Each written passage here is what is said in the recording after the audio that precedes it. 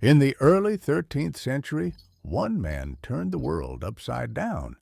From exile and blood, Temujin rose to unite the tribes of the steppe, and the world came to know him as Genghis Khan, the universal ruler, the king of kings, and his eyes turned toward the richest empire beneath the heavens, China.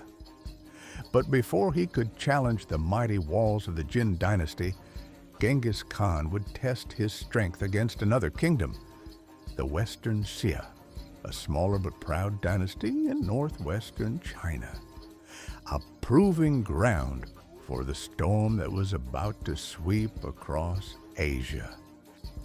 In 1203, after defeating the Karaite leader Ong Khan, one of Genghis's rivals, the Karaite prince Nilka Sengum fled to the Western Xia, a Tangut kingdom controlling the Silk Road and the deserts of northwestern China. That flight gave Genghis Khan his pretext. In 1205, he rode west for the first time, raiding the border towns of Xia and demanding submission. The raids were swift, brutal, and calculated. When the Xia refused to yield, he returned, stronger, with new banners and new ambition. By 1209, he launched a full campaign. The Mongols, masters of open steppe warfare, now faced the alien challenge of walled cities. They had never laid siege before, but this would become their greatest classroom. The Xia capital, Yinchuan, was surrounded by massive walls and defended by more than 100,000 soldiers. Genghis tried to divert the Yellow River to flood the city, but the dike broke and drowned his own camp instead. The Mongols learned through failure, and Genghis Khan learned his most valuable lesson, that conquest required more than horses. It required engineers, patience, and adaptation. Eventually, the Xia emperor surrendered. He offered tribute, his daughter in marriage, and engineers skilled in siegecraft. Genghis accepted, not out of mercy, but out of calculation. From the Western Xia, he gained maps, artisans, and siege experts, men who would later design catapults and towers for wars that would shake the world. In the deserts of Xia, Genghis Khan discovered something more dangerous than numbers: the power of knowledge.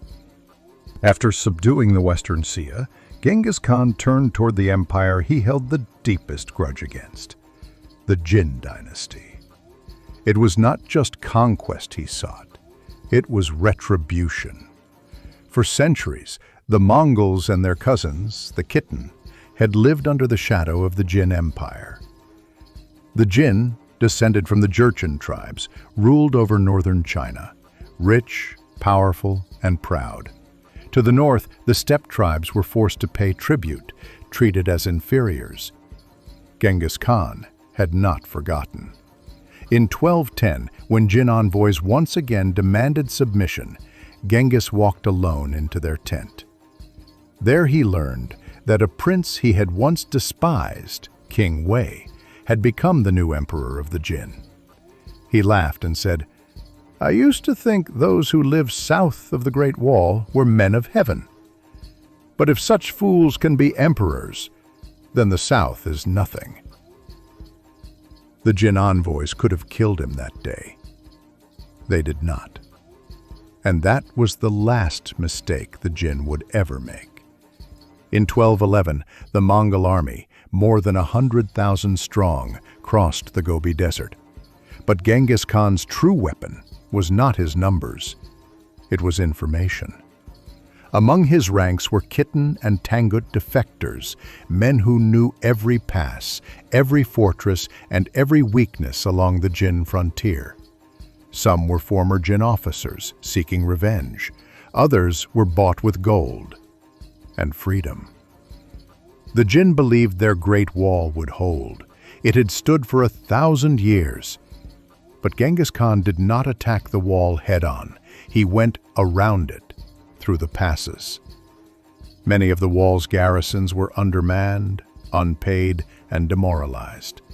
Some simply opened their gates. Others fled before the Mongols even arrived. The wall was not breached by force. It was breached by negligence, age, and division. Once inside, the Mongols struck like lightning. Town after town fell. Supply lines were severed. Jin armies, heavy and rigid, could not match Mongol speed. By 1213, the open plains north of the Great Wall were in Mongol hands. The Jin emperor fled south, leaving the north to burn. With the northern lands secured, Genghis Khan turned toward the greatest prize of all, Zhongdu, the Jin capital. Today, we call it Beijing. In 1215, the Mongols surrounded it. Inside were hundreds of thousands of soldiers and civilians. Outside, the horsemen of the steppe waited, silent and patient. The siege lasted for months, some say 6. The Jin defenders fought desperately, but hunger was their deadliest enemy. As the food ran out, chaos consumed the city. There are accounts that in their desperation, people resorted to cannibalism. Disease spread, and the dead piled in the streets. The Mongols watched, waiting for the moment when resistance would collapse.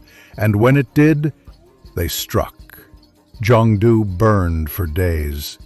The smoke rose so high that travelers claimed the sky turned red. The city was plundered, its wealth carried away, and its people massacred or enslaved. For Genghis Khan, this was not merely conquest, it was retribution. The Jin had humiliated his people for generations. Now he made an example of them. The fall of Zhongdu marked the end of northern China's resistance. The emperor fled south to Kaifeng, abandoning his ancestral lands. And Genghis Khan, master of the steppes, became the master of the north. For centuries, historians have asked, how did Genghis Khan breach the Great Wall of China, that legendary barrier meant to keep out the horsemen of the north? The truth is simpler and far more revealing. He never had to. By the 13th century, the Great Wall was not the towering stone fortress we see today. It was a patchwork of earth and wood, built and rebuilt by countless dynasties over more than 2,000 years. Some sections dated back to before the Qin unification of China in 221 BCE, when states built walls not just against invaders, but against each other. Before the use of fired bricks, most of the wall was made of rammed earth, pressed together by hand. Time, wind, and neglect had done what no army could. They had worn the wall down. By the time the Mongols arrived, much of it had crumbled into the sand. The Jin Empire relied on this ancient defense, but they were guarding ruins. Even more fragile than the walls were the men who stood upon them.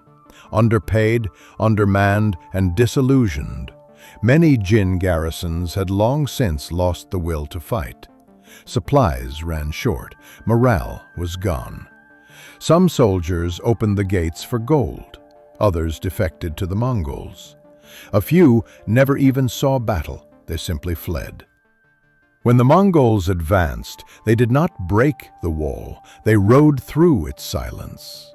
The wall did not fall to arrows or siege engines, it fell to something deeper, the collapse of discipline, belief, and unity. The Great Wall had stood for nearly 3 millennia as a symbol of China's determination to defend its heartland. A barrier of earth, stone, and signal fires that once took a day's ride for a warning to reach the capital. But by the 13th century, that spirit of vigilance was gone. The empire had grown inward, complacent and divided. And so, when Genghis Khan came, the wall, that ancient guardian of China, was already defeated. By 1215, Genghis Khan controlled the north of China. He had not conquered all of it. That task would fall to his descendants. But he had shattered its greatest dynasty. More importantly, he had learned. From the Western Xia, he learned siegecraft, the art of taking cities. From the Jin, he learned the power of intelligence, logistics, and fear. He captured Chinese engineers who built his catapults and siege towers. He learned to use smoke, fire, and even primitive gunpowder bombs. He adopted record-keeping, mapping, and organized supply chains. Every war refined his machine. Every conquest made the next one easier. The lessons of China became the weapons of Persia. The strategies born at Zhongdu would later destroy the Khwarezmian Empire and open the gates of the Islamic world to the Mongol tide. The Great Wall stood for 1,000 years, until it met an enemy it could not stop. Not horsemen, not arrows, but an idea that no wall, no empire, and no city is truly safe when its people no longer believe in it. If you found this story fascinating, subscribe to Warology for more on Genghis Khan's campaigns and the wars that changed the world.